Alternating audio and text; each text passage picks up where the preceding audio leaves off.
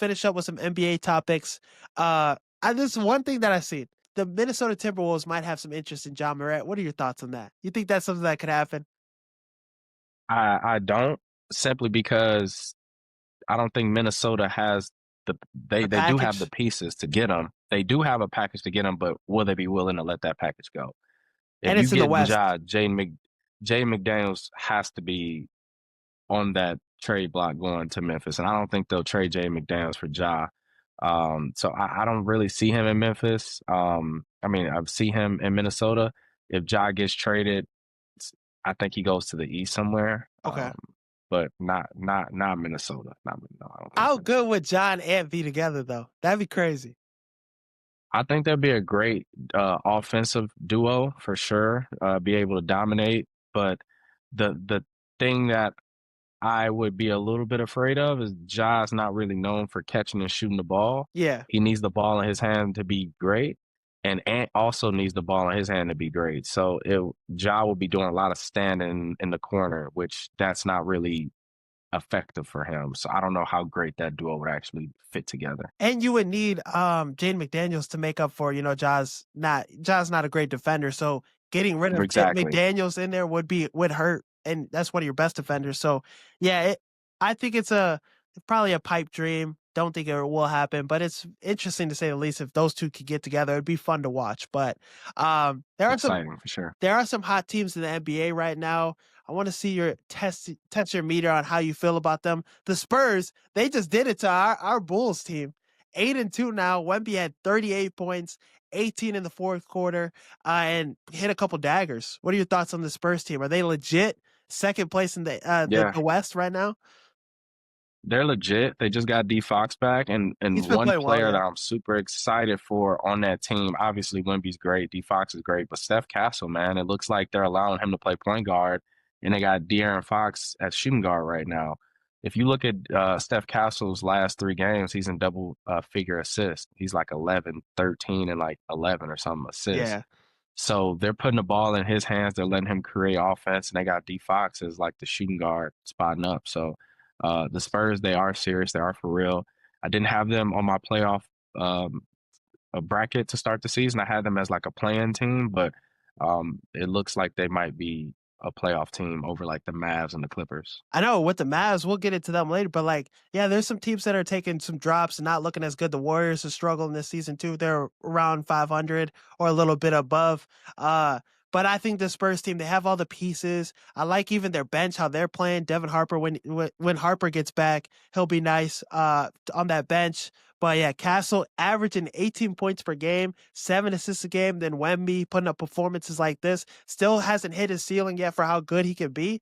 And I like their coach. Their coach is doing a great job as well. So I could see them as a team that makes a move at the trade deadline too to add some more depth to this team. I want to see Carter Bryant get some more minutes though, as he's a defensive monster, but they're easing him into things, obviously, and he really can't score that well. But I like the pieces they got on this team. Yeah, Carter Bryant, he's a young guy. He's not really ready for playing championship basketball, and the Spurs, they have championship aspirations. Now, if you put Carter Bryant on like the Nets, or one of the bad teams like the Utah Jazz or something like that, the Pelicans even, then he could develop. But right now, the best thing for him is probably G League, because he's not ready to contribute to winning basketball today.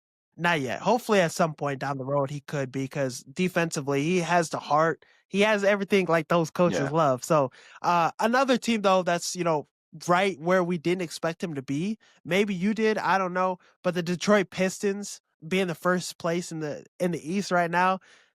Kate Cunningham just had 46 the other night, damn near averaging a triple double. Like he's playing at a high level, MVP kind of candidate. What's your thoughts on the Pistons so far? 7-game winning streak too. Yeah, I love the Pistons. I had them top 4 in the East, so we'll see how that pans out. They're a really well built team. I mean, yesterday, Kate Cunningham, I think he scored 46, but he took like 45 shots. Yeah, it was Kobe That's like some type Kobe of stuff. yeah. Seriously, like, and he shot 18 free throws, so that means that he probably took like 55 shots, if we're being honest. Yeah. But no, the Pistons, they're great, and in all honesty, something we're all forgetting is they're actually missing their second best player. Who Ivy. hasn't played for them in a couple years, Ivy. He didn't play, he hurt to start this season. Last year, he was pretty much out. He was averaging about 18 a game last year. So they'll plug him back in. It'll take him a month or so to ramp up and get acclimated, but he's really gonna help that team out a lot. Um, I think they could, contend in the East. Absolutely. I don't know if they'll keep the 1 seed, but they can certainly contend in the Top East and 4, win I a think, playoff is their series or two. ceiling. I think they could get there. Yeah. And it's nice to see, this team get back and have life because not too long ago, if they won, you was getting free Wingstop. Not too long ago. Yeah. They It was was one of putting those. bags. Fans would have bags, paper bags over their head during the game recently, like 2 years ago. Yeah, it was crazy. But yeah, Kate Cunningham, the year he's having, he's getting better and better. But obviously, with the shooting numbers, obviously you wanted to see that limit a little. But once they get Ivy back, maybe they are another team that makes a move at the deadline to make them more competitive. I think this Pistons team could be really dangerous. The team that I've been waiting to talk to you with, the Mavs. Nico Harrison getting fired. Now, this is crazy. He did you guys a favor. The Lakers gave you like a gift wrap did a gift for y'all, and then now he's out of a job. What are your thoughts on the Mavs situation and Nico Harrison?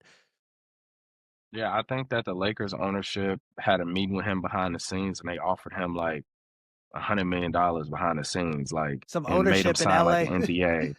They made him sign an NDA or something because there's no way you trade Luca for AD. No offense to Anthony AD, Davis. yeah. He's a Hall of Famer. He's great, top 75 player. Like, he's a champion, But Luca, the Mavs are like 3-7, 3-8 right now. Like, if Luca was on that team, they would not be three and No. seven, 3-8. I guarantee it. Hell no. I saw a stat that said if you combine Cooper Flag and AD's points per game, Luca averages more than both of them put together. That's crazy. And it's legit. It's true. The Mavs, So man. I think Nico had to go. And it's not like I don't think it's really like ownership wanted to fire him because ownership obviously had to back this trade. You're not doing this trade if the owners don't sign off on it. But the fans, they were not Nico had to go or the fans would stop showing up to games, they stop supporting the team, and you need fans for the team to keep going. So they had to do it. They had to do right by the fans. And it's crazy because if you think about it, like in terms of like Nico Harrison, his life, if he's gonna have to go out of town, he's gonna have to move into an island and shit. Death threats will never leave, bros. Like he'll always get death threats. Like Dallas Mavs fans, like getting rid of Luca, especially if Luca went to chip down the road, which we all think he can. Yeah, just trading away player like that for a buns package. Yeah, I kind of feel for the guy. I mean, he did it to himself, especially because we never got to see the Mavs healthy either. Like Kyrie, like AD was out last year, then he's back. Kyrie goes out. Kyrie's out to start this year. Like we never got to see the team actually healthy and see what they really could do. Um, so it's unfortunate, but it had to happen. Yeah, it's crazy work. But this Mavs team, though, you think they'll pick up things, they'll get better, or is this a disappointing year for them? Will they not make the playoffs? You know, it's tough to say. We got to see AD get back. He's been out a little while. He obviously is a very dynamic player. He can help them win some games. So, like the game that they lost yesterday to Milwaukee, I think if they had Anthony Davis, they win that game. They were up big and they let them come back. And they also need Kyrie, but I think the Mavs can make the plan. Now, I don't know if they'll creep up to the top six. They got off to too bad of a start, but they'll be a playing team, I believe, at least. Yeah, and it's hard too with Cooper Flag, him being a rookie, him adjusting to things, and you got Klay Thompson over there just worried about Megan Thee Stallion, not the game.